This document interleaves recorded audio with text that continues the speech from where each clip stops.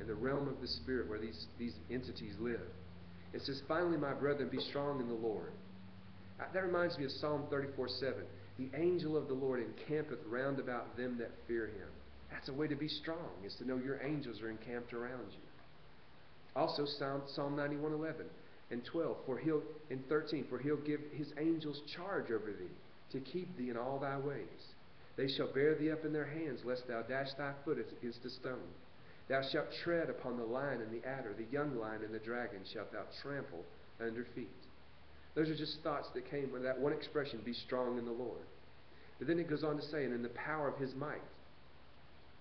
For we wrestle not against flesh and blood, but against principalities, against powers, against the rulers of the darkness of this world, against spiritual wickedness in heavenly places.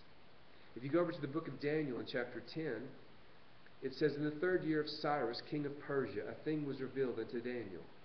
In those days, I, Daniel, was mourning 3 full weeks. And I'm skipping some verses to get to this point here. I'm threading something for you. And it says, then I lifted up my eyes and looked, and behold, a certain man. Daniel saw into the realm of the Spirit that we were talking about in Ephesians chapter 6 up there. He saw onto the other side. A certain man. That expression, a certain man, stuck out of my mind. Jesus used to tell parables. He'd say, a man did this, a man did that. But then there were times he told stories that were not parables. These were real historical events. And he used that certain man expression. He said in Luke 16, there was a certain beggar named Lazarus, which was laid at a rich man's gate. Lazarus was full of sores and desiring to be fed with the crumbs which fell from the rich man's table. The dogs came and licked the sores. And it came to pass that the beggar died and was carried by the angels into Abraham's bosom. And the rich man also died and was buried. And in hell he lifted up his eyes, being in torments, and seeing Abraham afar off and Lazarus in his bosom, wanting Lazarus to just dip the tip of his finger in the water and douse the fire that this man felt.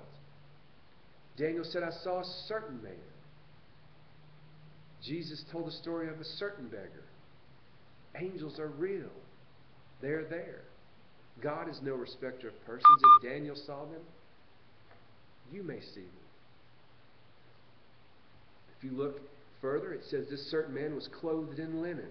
His loins were girded with fine gold of Uphaz.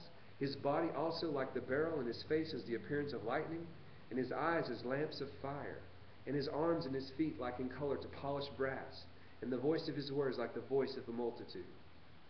Peter in Acts chapter 12:1 says, now about the time that Herod the king stretched forth his hand to vex certain of the church, he killed James, the brother of John, with the sword, and because he saw it pleased the Jews, he proceeded further to take Peter also. Peter was sleeping between 2 soldiers the night before he was to be killed, bound with 2 chains, and the keepers before the door who kept the prison. And it says, behold, the angel of the Lord came upon him, and a light shined in the prison. And he smote Peter on the side and raised him up, saying, arise up quickly. Angels speak so that you can hear. Angels deliver from prison situations. Angels discreetly pull you, if necessary, out of your publicly embarrassing situations and set you in a prosperous situation. Angels are there to take you from the pit to the palace. Angels are take you there from heaven, or from earth to heaven. Angels encamp round about you because you fear the Lord. They keep you safe lest you dash your foot against a stone.